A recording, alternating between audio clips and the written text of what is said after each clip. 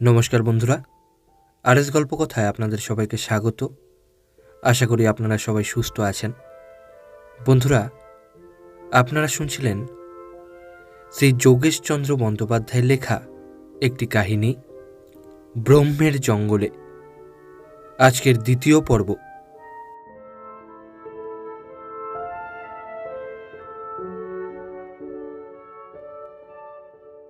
ইহার পরে আরও কয়েকদিন চলিয়া গিয়াছে।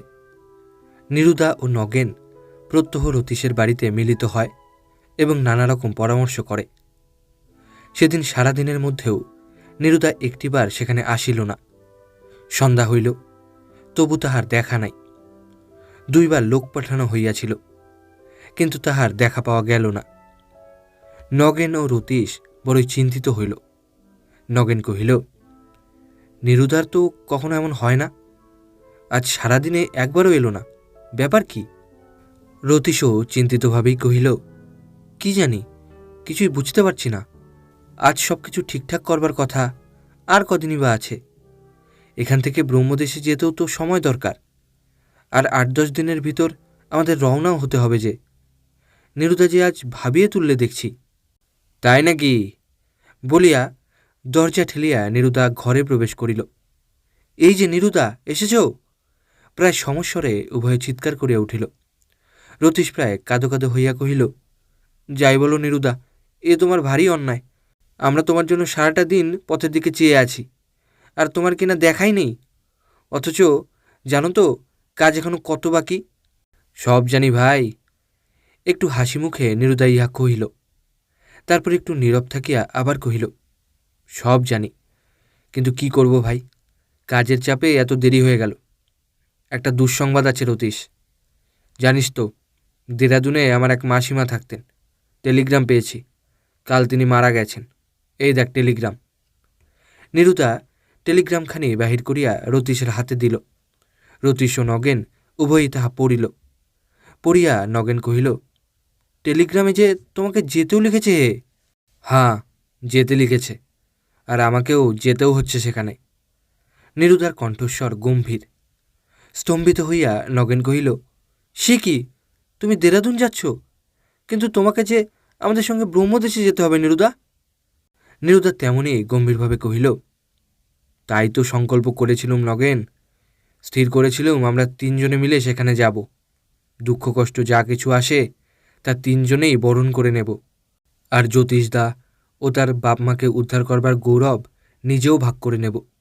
কিন্তু তার পারি কই নগেন। এমনই সময়ে হঠাৎ মাসিমার মৃত্যু আমাদের পরিবারে একটা ওলটপালট এনে দিলে।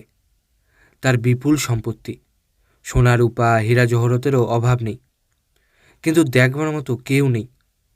একটা দুগ্ধপোষ্য শিশু, ১০-১২ বছরের ছেলে। আমি না গেলে তার শ্রাদ্ধের ব্যবস্থা করে এমন লোক পর্যন্ত কেউ নেই। শুধু তাই নয়, সেই সব টাকা পয়সার লোভে হয়তো সেই কচি ছেলেটার প্রাণ পর্যন্ত যেতে পারে। কাজেই আমার না গেলেই নয় নগেন, আমাকে যেতেই হবে। উৎকণ্ঠিতভাবে রতীশ কহিল, তাহলে এদিকে কি করব নিরুদা? নিরুদা কহিল, কেন, নগেন রয়েছে, সে সাহসী ও বুদ্ধিমান ছেলে। আমি সাথে থাকলে একটু দলভারী হতো সন্দেহ নেই, যাওয়া যেতেও একটু আনন্দে। কিন্তু নগেন যা করবে বা করতে পারবে, তার চেয়ে যে বেশি কিছু আমি করতে পারবো তা আমার একেবারেই মনে হয় না। কাজেই হতাশ হও না রতীশ, কী করব, আমার অদৃষ্টে নেই। তোমাদের গৌরবের ভাগী হতে পারলুম না। আমাকে যে কালই যেতে হবে রতীশ, আমি কাল দুপুরেই বেরিয়ে যাব। নগেন কহিল, তাহলেও আমরা কবে রওনা হব, কীরকমভাবে কোন পথে যাব, কি কি জিনিস সঙ্গে নিয়ে যাব, সে সকল বিষয়ে তোমার পরামর্শ চাই নিরুদা। নিরুদা কহিল, সে আমি সংক্ষেপে এখনই বলছি নগেন। আসছে সপ্তাহে শুক্রবার কলকাতা থেকে রেঙ্গুন মেলে তোমরা ব্রহ্মদেশে রওনা হবে। আমার মনে হয় এর চেয়ে আর দেরি করা উচিত হবে না। যেতে কয়েকদিন সময় লাগবে। যদি ২-৩ দিন আগে সেখানে উপস্থিত হতে পারো ক্ষতি কি? কেবল এইটুকু খেয়াল রেখো যে পেংফু গ্রামে পৌঁছবে ঠিক ২৩শে শ্রাবণ, তার আগে নয়। আর জিনিসপত্র সম্বন্ধে জিজ্ঞাসা করা বৃথা। চিঠিখানি তো সাথে যাবেই। কাগজপত্রগুলি ছোট্ট একটি স্যুটকেসে বোঝাই করে নিও। টাকাগুলি ৩-৪০০ সাথে নিয়ে যাবে। কিন্তু যাবার আগে রতীশের বাড়িঘর দেখবার জন্য, এদিকে সব খোঁজখবর নেবার জন্য পালিতকে অনুরোধ করো। আমিও তাকে বলে যাচ্ছি, পালিত যদি এসব দেখাশোনার ভার নেয় তাহলে নিশ্চিন্ত হয়ে যাওয়া যাবে। রতীশ আবার কাঁদো কাঁদোভাবে কহিল, তাহলে সত্যিই তুমি যাচ্ছ না নিরুদা? বড়ই বিমর্ষভাবে নিরুদা কহিল, কেমন করে যাব রতীশ? আমার অবস্থাটা একটু ভেবে দেখ, তারপর ঠিক করে বলতো এখন আমার কোন কাজটা আগে করা উচিত। রতীশ হতাশভাবে কহিল, আমি তোমায় পরামর্শ দিতে পারবো না নিরুদা। তুমি যখন যেতে পারো না বলছো, তখনই বুঝতে পারছি যে কঠোর কোনো কর্তব্যের অনুরোধেই তুমি অন্যত্র যেতে বাধ্য হচ্ছ। আমি যা বলছি সে কেবল আমার স্বার্থের জন্যই বলছি নিরুদা, আর কিছুই আমি ভেবে বলিনি। নিরুদা কহিল, সে আমি বুঝেছি রতীশ, আমি না যাওয়ায় তোদের মনে খুব কষ্ট হবে, তা বুঝতে পারছি, কিন্তু কোনো উপায় নেই, আমাকে যেতেই হবে রতীশ। আর একজন লোক সাথে গেলে কিছু সুবিধা হবে এমনি যদি তোদের মনে হয়, তাহলে সেরকম লোক আমি দিতে পারি, কিন্তু তাতে আমার মনে হয় সুবিধার চেয়ে অসুবিধাই বেশি। তাকেও আবার সমস্ত ব্যাপার খুলে বলতে হবে তো, কিন্তু চিঠিতে নিষেধ আছে যাতে বেশি ঘাটাঘাটি না হয়। জ্যোতিষদার যদি যথার্থই কোনো বিপদে পড়ে থাকেন, এই চিঠি যদি যথার্থই জ্যোতিষদার মত নিয়ে লেখা হয়ে থাকে, তাহলে আমার মনে হয় আর ঘাটাঘাটি না হওয়াই ভালো। কেমন নগেন, এ বিষয়ে তোমার মত কি? নগেন ঘাড় নাড়িয়া বলিল, তুমি ঠিকই বলেছ নিরুদা, আর কোনো লোক আমি চাই নে। বেশ, তবে এখন আসি ভাই, বলিয়া নিরুদা উঠিল। তারপর রতীশের হাত দুটি ধরিয়া অতি কাতরভাবে কহিল, রতীশ, পাগলা ভাই আমার, আমায় ভুল বুঝিস নে তুই। আমার বড় দুঃখ হচ্ছে যে তোদের সঙ্গে যেতে পারছি না। আমি সাথে থাকি বা না থাকি, ঈশ্বরের কাছে প্রার্থনা করি তিনি যেন সর্বদাই তোদের মঙ্গল বিধান করেন। নগেন, তুমি আজ রতীশের চালক, ঈশ্বরে বিশ্বাস রেখো, চতুর্দিকে নজর রেখো, দেখামাত্র সবাইকে বিশ্বাস করো না। খাওয়া দাওয়া, হাঁটা বসা সব কাজে ভেবে নিও কোথাও কোনো আশঙ্কা আছে কি না, কোনো বিপদ ঘটতে পারে কি না। খুব হুঁশিয়ার। টাকা কড়ি কাগজপত্র খুব সাবধানে রেখো। 2-4টে ছোটোখাটো জিনিস যেমন টর্চ, ছুরি, কাঁচি ইত্যাদি সাথে নিও নগেন। নিজের ওপর বিশ্বাস রেখো। হতভাগা রতীশকে আজ তোমার হাতে সঁপে দিচ্ছি, তাকে নির্বিঘ্নে সুস্থ শরীরে আবার আমায় ফিরিয়ে দিও ভাই। নিরুদার দুই চক্ষু হইতে অশ্রুধারা প্রবাহিত হইল। নগেন ও রতীশও আত্মসংবরণ করিতে পারিল না। বাষ্পরুদ্ধ কণ্ঠে নগেন কহিল, নিরুদা, তোমায় ফেলে যাচ্ছি, তোমার সহস্র যুক্তিতর্ক উপেক্ষা করে যাচ্ছি কেবল একটা প্রাণের আবেগে।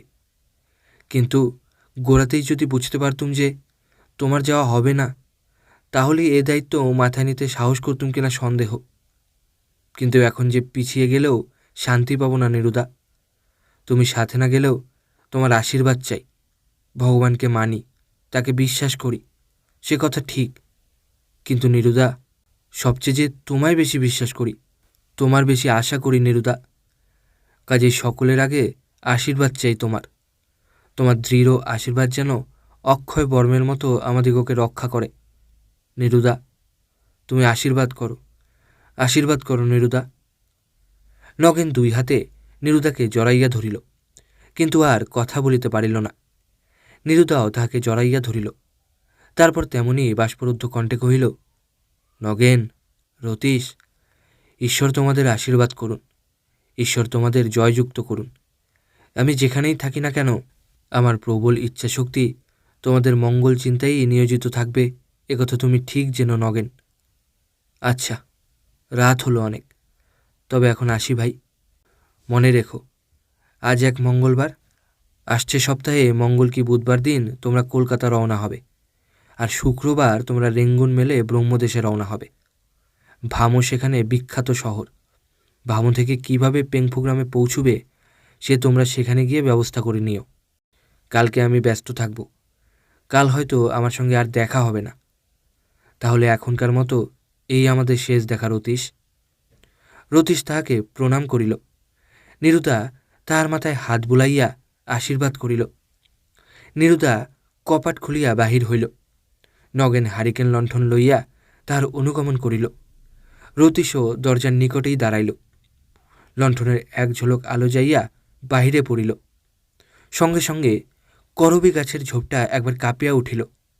অন্ধকারে পাতাগুলি যেন সনসন করিয়া নড়িয়া উঠিল। ও কি! চমকিত হইয়া রতীশ কহিল, ও কি নিরুদা, একটা ছায়া ওদিকে সরে গেল না?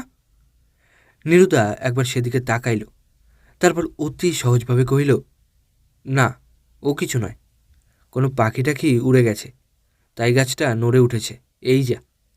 ওসব ছায়াটায়া তোর চোখের ভুল। কে আসবে এত রাত্রিরে? আচ্ছা যাক, তাহলে আসি এখন। বলিয়া নিরুদা অন্ধকারের মধ্যে অদৃশ্য হইল। রতীশ ও নগেন আবার ঘরের মধ্যে প্রবেশ করিল। নগেন ও রতীশ যেদিন রেঙ্গুন, মান্দালয়, ভামো ও মোমেন হইয়া অবশেষে পেংফু গ্রামে পৌঁছিল, সেদিন ঠিক সেই নির্দিষ্ট দিন 23শে শ্রাবণ। অতি প্রত্যুষে তাহারা সেখানে পৌঁছিয়া ঘণ্টার পর ঘণ্টা কাটাইয়া দিল। কিন্তু কোথায় সেই কালো ঘোড়ার গাড়ি? সাদা, লাল, ধূসর কত রঙের ঘোড়া, কত গাড়ি লইয়া আসিল। তারপর সালোইন নদীর তীর হইতে কত যাত্রী লইয়া কোথায় চলিয়া গেল, কিন্তু কালো ঘোড়ার গাড়ির কোনো দেখাই পাওয়া গেল না। বিরক্ত হইয়া রতীশ কহিল, এ কি নগেন, গাড়ির যে দেখাই নেই। এসব গাড়োয়ানদের কাউকে জিজ্ঞেস করবে নারায়ণ দেবলকে চেনে কিনা? নগেন কহিল, না, সে হবে না রতীশ। নারায়ণ দেবল কেমন লোক, কোথায় থাকে, তা কিছুই জানি না। মনে করো সে যদি একটা ডাকাতের সর্দার হয়, তবে যাকে তাকে দেবলের সম্বন্ধে জিজ্ঞাসা করা আর নিজেদের বিপদ ডেকে আনা এক কথা নয় কি? একটু ভাবিয়া রতীশ কহিল, হাঁ, তা বটে, কিন্তু আর কতক্ষণ এভাবে থাকা যাবে? থাক না আরও কিছুক্ষণ। এই বলিয়া নগেন আবার কহিল, এখনও 23শে শ্রাবণ শেষ হয়নি, আমাদের ব্যস্ত হলে চলবে কেন? রতীশ কহিল, সেই কোন দুপুরে একটা লোক এসে আমরা কোথায় যাব জিজ্ঞেস করে গেল, মনে আছে? আমার মনে হয় তাকে বলে তার সঙ্গে নারায়ণ দেবলের খোঁজে যাওয়া মন্দ ছিল না। নগেন কহিল, অত ব্যস্ত হোস নে রতীশ, কেবল একটা কথা মনে রাখবি, সেটা নিরুদারী উপদেশ।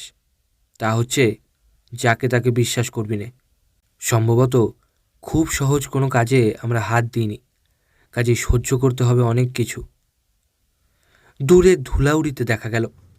নগেন আবার কহিল, দেখ, এখন যদি কোনো গাড়ি আসে। বাস্তবিকই ধীরে ধীরে একখানি গাড়ি আসিতে দেখা গেল, এবং কাছে আসিলে দেখা গেল উহা যথার্থই কালো ঘোড়ার গাড়ি। নগেন চুপি চুপি কহিল, এই যে আমাদের গাড়ি, আমাদেরই খোঁজে এসেছে। গাড়িখানা বেশ বড় লোকের বলেই মনে হচ্ছে। ঘোড়াগুলি বেশ তাজা, গাড়িখানি সুন্দর রং করা, কারণ ও ঝকঝকে পোশাক পরা দেখছি।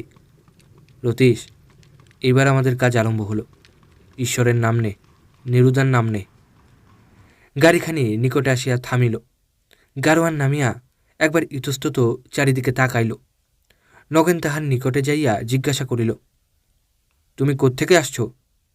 গাড়োয়ান সেলাম ঠুকিয়া বিনীতভাবে জিজ্ঞাসা করিল, আপনারা কোথায় যাবেন? নগেন কহিল, নারায়ণ দেবল। আসুন আমার সঙ্গে। বলিয়া গাড়োয়ান তৎক্ষণাৎ দরজা খুলিয়া দিল।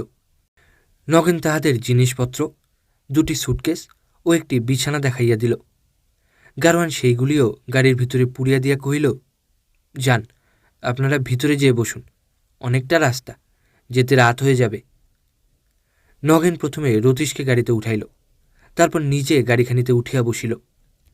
কি জানি কেন রতীশের বুকটা দূর দূর করিয়া কাঁপিয়া উঠিল, তাহার মুখখানি ভয়ে ফ্যাকাশে হইয়া গেল। গাড়ি চলিল, প্রথমে আস্তে আস্তে, তারপর ক্রমশই গাড়ির গতি দ্রুত হইতে লাগিল।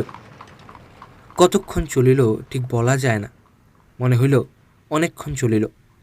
তারপর গাড়ির গতি হঠাৎ এক জায়গায় কমিয়া আসিল। অবশেষে গাড়ি একেবারে থামিয়া গেল, কিন্তু তখনও রাস্তা শেষ হইয়াছে বলিয়া মনে হইল না। পেংফু হইতে যতটা আসিয়াছে তাহার সারা পথে নিবিড় জঙ্গলে আচ্ছন্ন, তখনও চারিদিকে তেমনি অন্ধকারপূর্ণ বন জঙ্গল। তবে গাড়ি থামিল কেন? সন্দেহে আকুল হইয়া নগেন উচ্চকণ্ঠে জিজ্ঞাসা করিল, গাড়োয়ান, গাড়ি থামালে কেন? একটা লোক উঠছে বাবু, আমাদেরই নিজের লোক। গাড়োয়ানের এই উত্তরের সঙ্গে সঙ্গে একটা লোক গাড়ির চাকায় পা দিয়া কোচবাক্সে উঠিল। গাড়ির আলোতে লোকটার পায়ের অংশ বেশ পরিষ্কার দেখা গেল। সঙ্গে সঙ্গেই রতীশ অতি ভীত হইয়া নগেনের গা টিপিয়া তার কানে কানে কহিল, নগেন, এই সেই লোক। কোন লোক রে রতীশ? নগেনও তেমনি চাপা স্বরে তাহাকে জিজ্ঞাসা করিল। রতীশ অতি চুপি চুপি কহিল, সেই 4 আঙুলে লোক। এই লোকটারও বা পায়ে 4টি মাত্র আঙুল, একটা আঙুল নেই। এই সেই লোক যে আমাদের পরামর্শ শুনবার জন্য আমরা বাড়ি থাকতেই আমাদের পেছনে লেগেছে। নগেন কহিল, তুই ঠিক দেখেছিস এর 4টি আঙুল? ঠিক দেখেছি, দৃঢ় স্বরে রতীশ কহিল। বলিয়া নগেন একটু অন্যমনস্ক হইল। রতীশ আবার কহিল, নগেন, আমরা তাহলে এখনই শত্রুর হাতে পড়েছি। হায় হায়, উপায় কি হবে নগেন? একটু বিরক্তির সহিত নগেন কহিল, অত কাঁদলে কি হবে রে বোকা?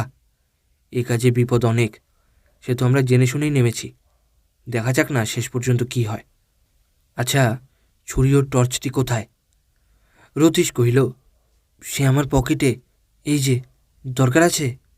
হাঁ, বলিয়া নগেন ছুরি ও টর্চটি তার হাত হইতে লইয়া নিজের পকেটে পুরিল। নগেন জিজ্ঞাসা করিল, আচ্ছা বলতো, পেংফু নদীর ধার হতে আমাদের গাড়ি ঠিক সোজা চলে আসছে না? কোথাও মোড় ফিরে আঁকাবাঁকা আসছে? রতীশ কহিল, না, ঠিক সোজা যাচ্ছে, কোথাও আঁকাবাঁকা যায়নি তো। হ্যাঁ, আমারও তাই মনে হচ্ছে। আচ্ছা, এক কাজ কর না কেন? এই বলিয়া সে তাহার পকেট হইতে একটি খবরের কাগজ টানিয়া বাহির করিল। তারপর তাহার টুকরা টুকরা করিয়া ছিঁড়িয়া রতীশের হাতে দিয়া কহিল, তুই এগুলি পেছনের জানালা দিয়ে মাঝে মাঝে ছুঁড়ে ফেল, সারা পথেই যেন একটা কিছু চিহ্ন থাকে। রতীশ ঠিক তাহাই করিতে লাগিল। এইভাবে কিছুক্ষণ অতিবাহিত হইবার পরে গাড়ি একটু আঁকাবাঁকা পথে অগ্রসর হইতে লাগিল। সম্ভবত রাস্তার মাঝখানে কোথাও একটু বেশি ভাঙা ছিল। সেখান দিয়া যাইবার সময় গাড়ি অসম্ভব রকম দুলিয়া উঠিল এবং রতীশ ও নগেন বিষম ঝাঁকুনি অনুভব করিল। দু একটি ঝাঁকুনির পরক্ষণে রতীশ কহিল, এ কি নগেন, আমি যে ক্রমেই নিচের দিকে চলে যাচ্ছি। বসবার গতিটা কি এমনিভাবে তৈরি? এই দেখো, আমি যে ক্রমশই ভিতরে সেদিয়ে যাচ্ছি নগেন। বাহ, তুমিও যে। ঠিক তখনই সম্ভবত আবার একটা ভাঙা জায়গায় গাড়িখানি ভীষণভাবে দুলিয়া উঠিল। সঙ্গে সঙ্গে রতীশ ও নগেনের দেহ অনেকখানি বসিবার গদির সঙ্গে ভিতরে ঢুকিয়া গেল। রতীশ আর কথা বলিতে পারিল না, কিন্তু নগিনী বা কী করিবে? সেও বুঝিতে পারিল যে সে নিজেও হঠাৎ যেন বসিবার গদিতে কোনো অতল গহ্বরে তলাইয়া যাইতেছে। সে কেবল সংক্ষেপে কহিল, আমরা শত্রুর ফাঁদে রতীশ, আমারও একই অবস্থা। নগেনও আর কথা বলিতে পারিল না। তাহার কোমরের অনেকটা ততক্ষণে গদি আটা আসনের ভিতরে ঢুকিয়া গিয়াছে। সে উঠিবার চেষ্টা করিল, কিন্তু পারিল না। হঠাৎ একটা টুং শব্দে দুজনেরই গদির মাঝখানটা সম্পূর্ণ ফাঁক হইয়া গেল। সঙ্গে সঙ্গে তাহাদের গলা পর্যন্ত সমস্ত শরীর সোজা নিচের দিকে বসিয়া গেল, কিন্তু তাহাদের পা দুটি ও হাত দুটি ঠিক ওপর দিকে খাড়া হইয়া রহিল। রতীশ চিৎকার করিয়া উঠিল, বাবা, বাবা রে! সঙ্গে সঙ্গে নগেনও চিৎকার করিয়া উঠিল, নিরুদা! সেই মুহূর্তে খিলখিল করিয়া হাসিয়া গারোয়ানের অপর সঙ্গী 4 আঙুলে লোকটি গাড়ির ভিতর প্রবেশ করিল এবং তাহাদিগকে প্রচণ্ড ধমক দিয়া কহিল, সাবধান, একটু চেঁচাবি তো একদম খুন করে ফেলব। বলিয়াই সে তাহার কোমর হইতে প্রকাণ্ড একখানি ছোরা বাহির করিয়া দাঁড়াইল এবং গারোয়ানকে লক্ষ্য করিয়া কহিল, জোরে চালাও সুলতান। সুলতান বায়ুবেগে গাড়ি হাঁকাইল। গাড়ির প্রত্যেকটি ঝাঁকুনিতে রতীশ ও নগেনের পাঁজরের হাড় ভাঙিয়া যাইবার উপক্রম হইল, কিন্তু তাহারা তখন আর চেঁচাইতেও পারিল না। যন্ত্রণায় আধমরা হইয়া ঊর্ধ্বে চক্ষু তুলিয়া শত্রুর ভীষণ মূর্তি দেখিতে দেখিতে ক্রমশই নিস্তেজ ও শক্তিশূন্য হইতে লাগিল। তাহাদের এই দুরবস্থা দেখিয়া 4 আঙুলের লোকটি তাহাদিগকে বিদ্রুপ করিবার লোভ সংবরণ করিতে পারিল না। সে তীব্র ব্যঙ্গের সহিত কহিল, ইস, দুজনে কত বড় শিকারী! জ্যোতিষকে উদ্ধার করবি, তার বাপ মাকে উদ্ধার করবি, কেমন?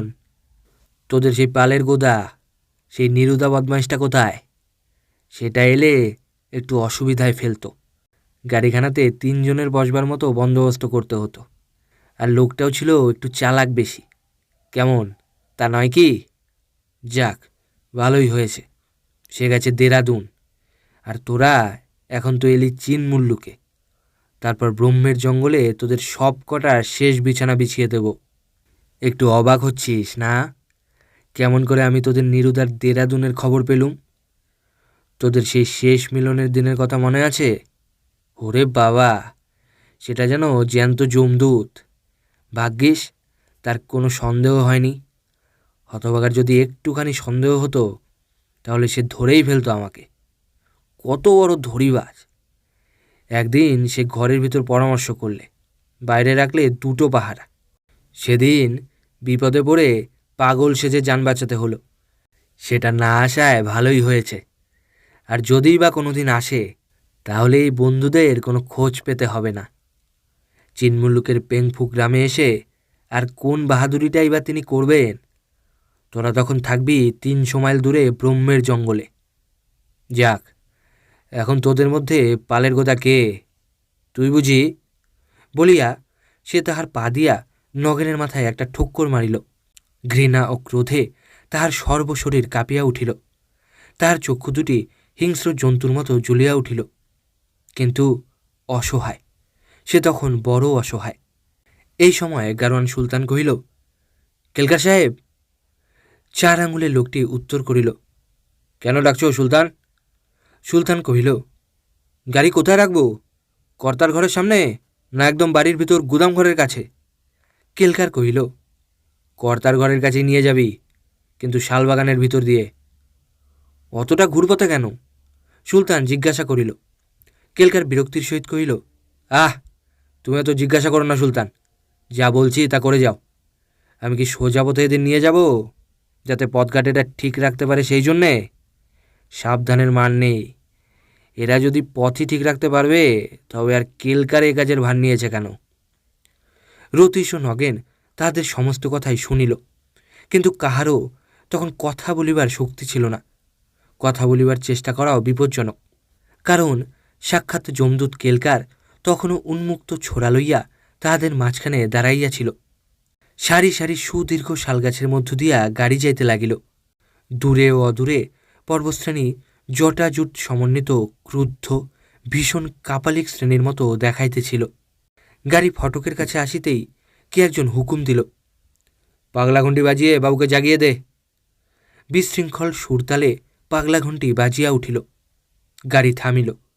গাড়ি থামিতেই গাড়ির পেছনটা একবার হঠাৎ যেন কাঁপিয়া উঠিল। সুলতান কহিল, কেলকার সাহেব, গাড়ির পেছন থেকে নামল কে? কেলকার কহিল, কে নামবে? পেছনে আবার কে ছিল? কেউ তো ছিল না। হ্যাঁ, নিশ্চয়ই ছিল। গাড়িটা হালকা হয়ে গেল, একটা ছায়া যেন শালবনের মধ্যে কোথায় মিলিয়ে গেল। সুলতান এই বলিয়া একটা আলো হাতে কোচবাক্স হইতে নামিয়া আসিল, এবং তখনই গাড়ির পেছন দিক ভালো রূপে লক্ষ্য করিয়া কহিল, এ দেখো কেলকার সাহেব, কার পায়ের ধুলো এখনও লেগে রয়েছে। কেলকার সাহেবও গাড়ির পেছনের অংশটি বেশ করিয়া লক্ষ্য করিল। তারপর একটু চিন্তিতভাবে কহিল, তাই তো সুলতান, এ যে বড় আশ্চর্য। পায়ের ধুলো বলেই তো মনে হচ্ছে। আচ্ছা দাঁড়াও, দেখাচ্ছি মজা। এই বলিয়া কেলকার ফটকের একপাশ হইতে শিকলে বাঁধা একটি কুকুর লইয়া আসিল। তারপর কুকুরটিকে গাড়ির পেছন দিকে আনিয়া তাহার শিকল খুলিয়া দিল। কুকুর ঘেউ ঘেউ করিতে করিতে শালবনের ভিতর কোথায় অদৃশ্য হইয়া গেল। সেই গভীর নিশীথে শালবনের ভীষণ নীরবতা ভঙ্গ করিয়া মাঝে মাঝে প্রতিধ্বনি ফিরিয়া আসিতেছিল, ঘেউ ঘেউ। ছোট্ট একখানি ঘর, তাহাতে একটিমাত্র জানালা। সূর্যের আলো সেই জানালা দিয়া ঘরে প্রবেশ করিয়া ঘরখানি উদ্ভাসিত করিয়া তুলিয়াছে। নগেনের হাত পা বাঁধা, উঠিবার শক্তি নাই। গদির অপরূপ ফাঁদে অনেকক্ষণ আবদ্ধ থাকায় তাহার সমস্ত শরীরে দারুণ বেদনা। সে কথা বলিবার চেষ্টা করিল, কিন্তু পারিল না। মুখে কাপড় গুজিয়া তাহার কথা বলিবার শক্তি দূর করিয়া দেওয়া হইয়াছিল। তাহাকে কখন কিভাবে যে গাড়ি হইতে তুলিয়া এই ছোট ঘরখানিতে আবদ্ধ করা হইয়াছে, নগেন তাহা স্মরণ করিতে চেষ্টা করিল, কিন্তু কিছুই তাহার মনে হইল না। সারা রাত অসংখ্য মশা তাহাকে দংশন করিয়াছে। কোনো বাধা সে দিতে পারে নাই। মশার কামড়ে তাহার সর্বাঙ্গ ফুলিয়া কলাগাছ হইয়া গিয়াছে।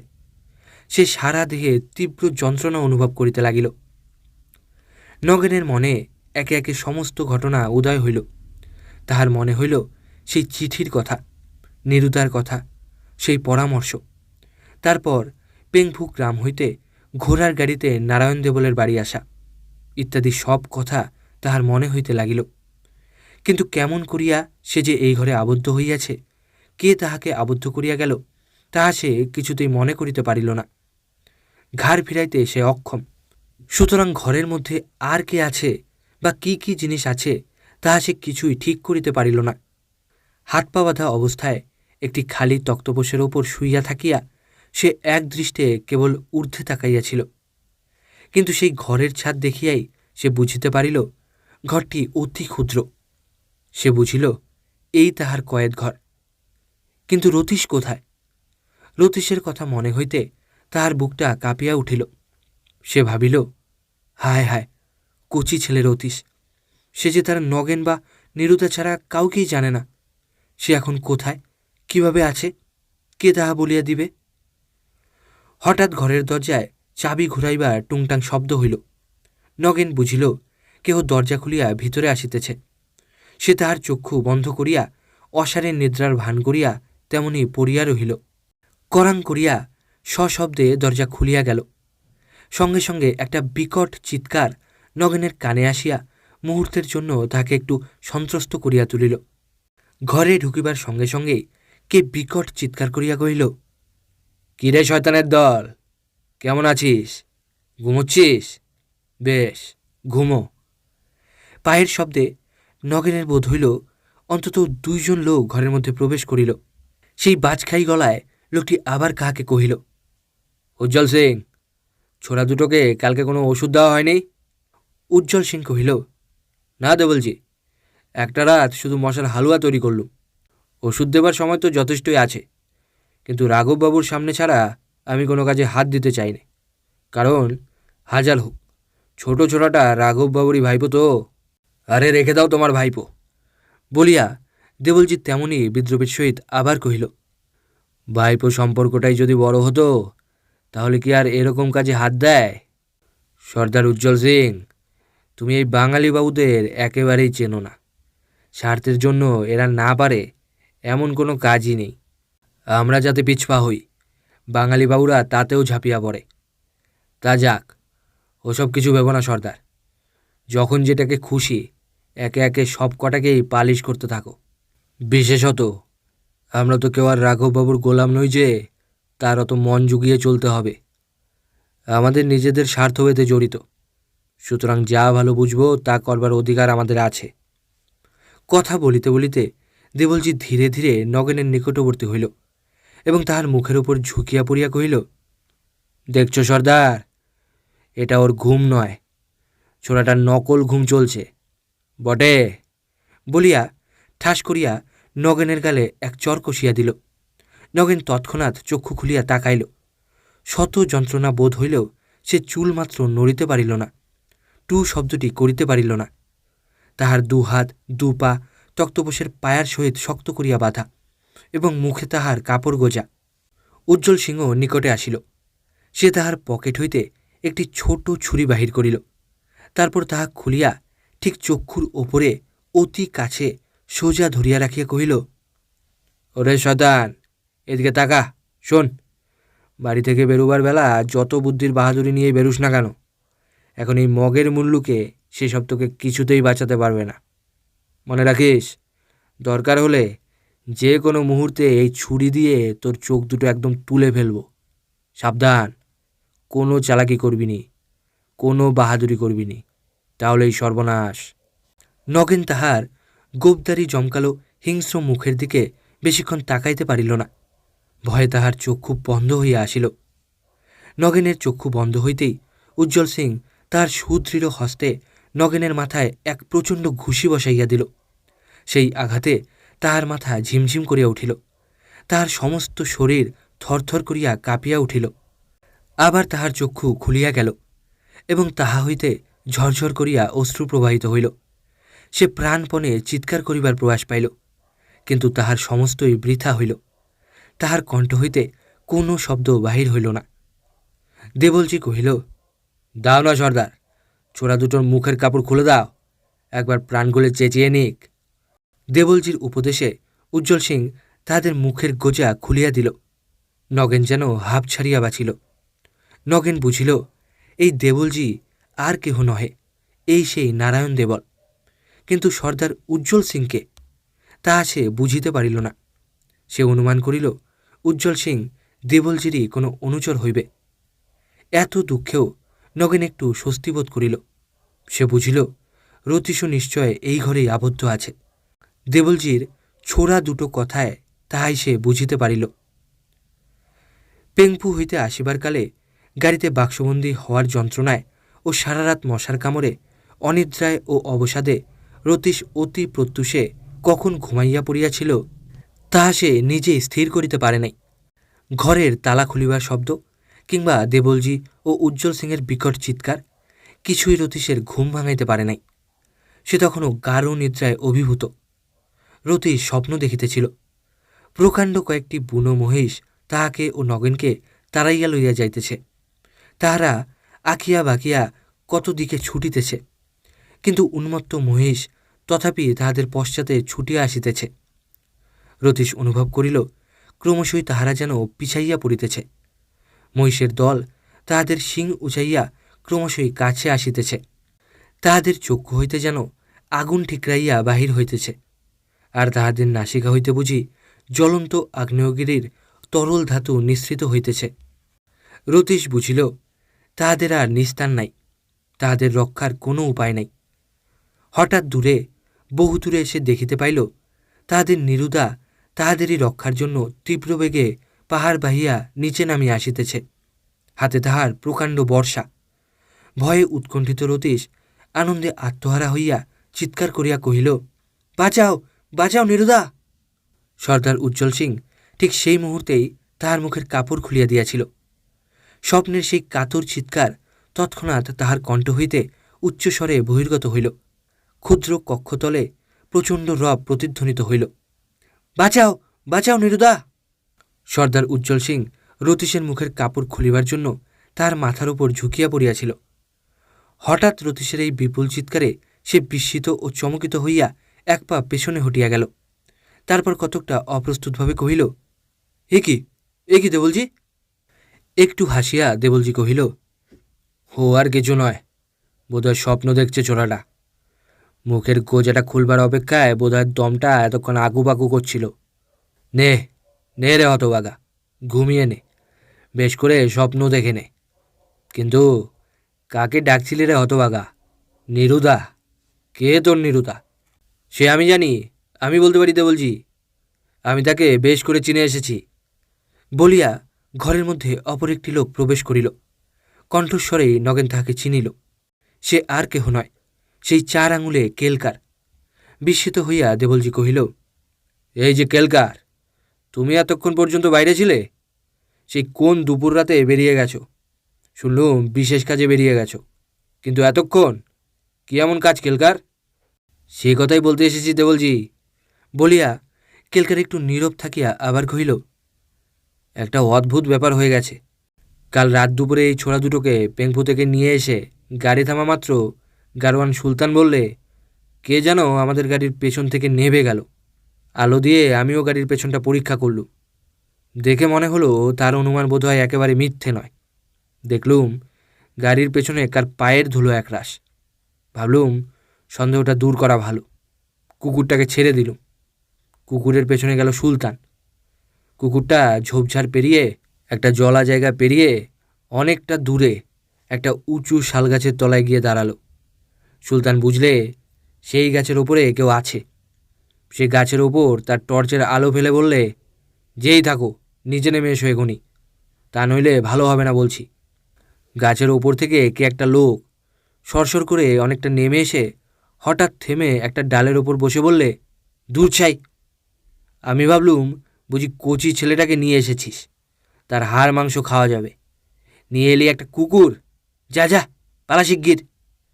তারপর হঠাৎ, ওরে, না খেয়ে মরে গেলুম রে, এই বলে চিৎকার করে সে নিজের বুক চাপড়ে চুল ছিঁড়ে একটা লঙ্কাকাণ্ড বাঁধিয়ে তুলল।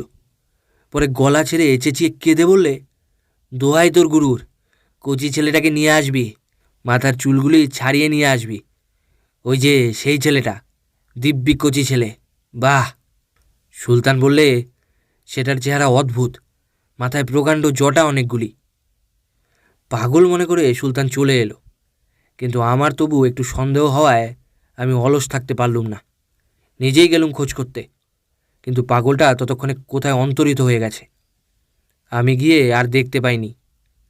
কাজেই ব্যাপারটা যে কী তা ঠিক বুঝতে পারছি না। হতে পারে লোকটা প্রকৃতই পাগল, কিন্তু তা যদি না হয় তাহলে যথেষ্ট আশঙ্কার কারণ আছে। কি আশঙ্কা? সর্দার উজ্জ্বল সিং তীব্র কণ্ঠে জিজ্ঞাসা করিল। কি আশঙ্কা? তুমি কি মনে করছো যে এই ছোড়া দুটোর সাথে আর কেউ এসেছে? সে বিষয়ে নিশ্চিন্ত থাকো। কলকাতা থেকে যে কটা লোক সেদিন রেঙ্গুন হয়ে আমাদের এদিকে এসেছে, তাদের সব কটাকে আমাদের লোক বরাবর চোখে চোখে রেখেছে। ওসব কিছু নয় কেলকার, লোকটা যথার্থই কোনো পাগল, কিন্তু পাগল হলেও বেশ টনটনে জ্ঞান আছে। গাড়ির পেছনে চেপে এত দূর আসবার পয়সা ও পরিশ্রম দুই সে বাঁচিয়ে নিলে। অথবা লোকটা কাপালিক জাতীয় কোনো পাগল হতেও পারে।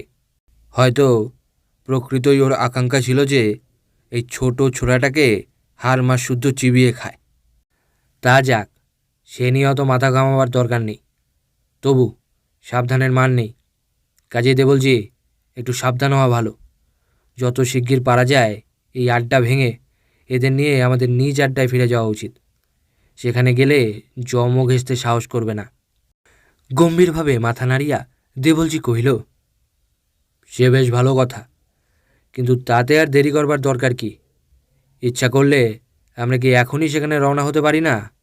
কি বলো সর্দার? নিশ্চয়ই, বড়জোর ঘণ্টাখানেকের মধ্যেই আমরা যাত্রা করতে পারি। কেলকার, এর ভিতর তুমি তোমার জিনিসপত্র নিয়ে তৈরি হতে পারবে তো?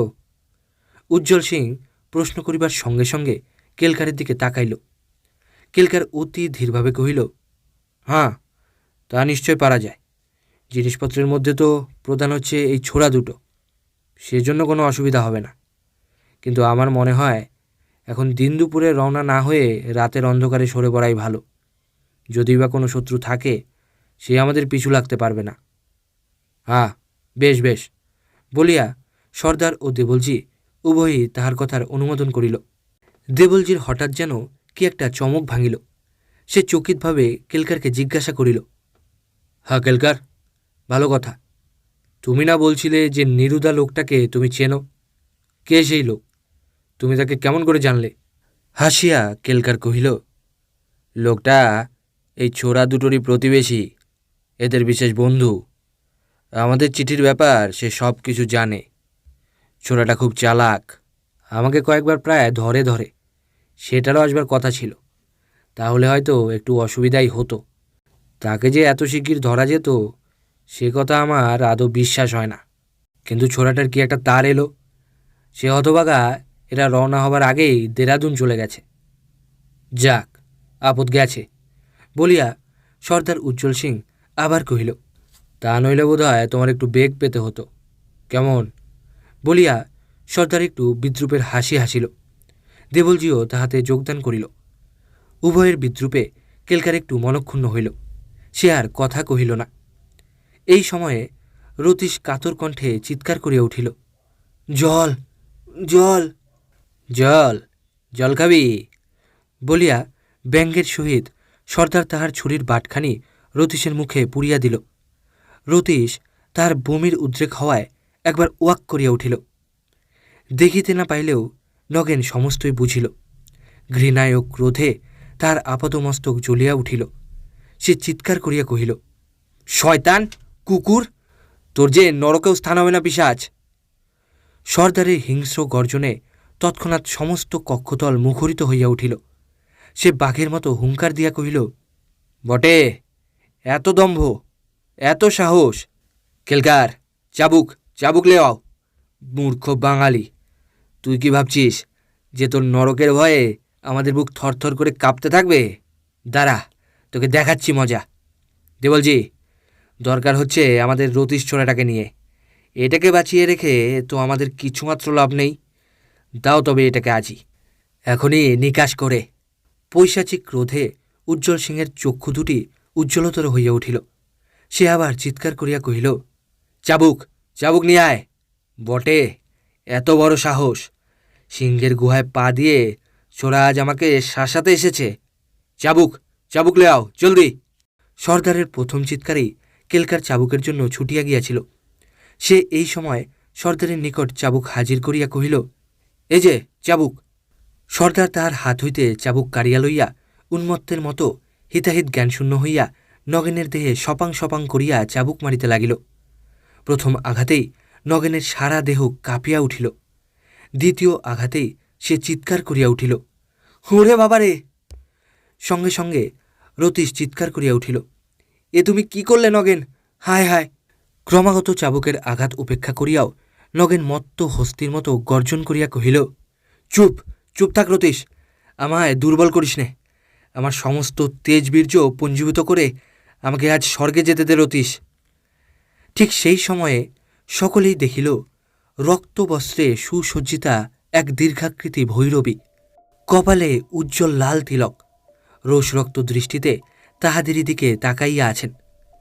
ভৈরবীর ডান হাতে রক্তমাখা ত্রিশূল, আর বাম হাতে সুদৃঢ় লৌহ শৃঙ্খলে আবদ্ধ এক বিশালকায় গরিলা। গরিলার দুই হাত ও মুখের দুই পাশ দিয়া তখনও কোন হতভাগ্যের তপ্ত রক্ত গড়াইয়া পড়িতেছে। সেই ভয়ঙ্কর দৃশ্যে সর্দার উজ্জ্বল সিং, কেলকার ও দেবলজি সকলেরই বুক কাঁপিয়া উঠিল। সকলেই কিংকর্তব্য বিমূঢ় হইয়া পড়িল। ভীষণাকৃতি গরিলা তার রক্তমাখা হাত দুটি প্রসারিত করিয়া থপথপ শব্দে গৃহমধ্যে প্রবেশ করিল। কিন্তু হঠাৎ ভৈরবীর ইঙ্গিতে সে নিশ্চল হইয়া দাঁড়াইল এবং সঙ্গে সঙ্গে তাহার লোমশ হাত দুইটি উভয় কপাটের ওপরে স্থাপন করিয়া যেন ভৈরবীর আদেশের প্রতীক্ষা করিতে লাগিল। ভৈরবী তাহার শানিত ত্রিশূল দেবলজির বক্ষ লক্ষ্য করিয়া ধীরে ধীরে অগ্রসর হইলেন এবং ঠিক তেমনিভাবে সর্দার উজ্জ্বল সিংয়ের কাছে যাইয়া বাম পদে তাহাকে ভীষণ পদাঘাত করিলেন। সর্দার, দেবলজি ও কেলকার তৎক্ষণাৎ ভয়ার্ত কণ্ঠে যুগপৎ চিৎকার করিয়া উঠিল। কিন্তু সর্দার উজ্জ্বল সিং তাহার গায়ের ধুলা ঝাড়িয়া উঠিবার পূর্বেই সেই চামুণ্ডা ভৈরবী তাহার গরিলাকে লইয়া কোথায় অন্তর্হিত হইয়া গেলেন। ভৈরবী আসিয়াছিলেন বিদ্যুতের মতো, তাহার অন্তর্ধানও সেই রূপ। ভৈরবীর অন্তর্ধানে সকলেই যেন হাঁপ ছাড়িয়া বাঁচিল। তবুও কেবলই তাহাদের মনে হইতেছিল, কি ভীষণ, কি ভয়ঙ্কর!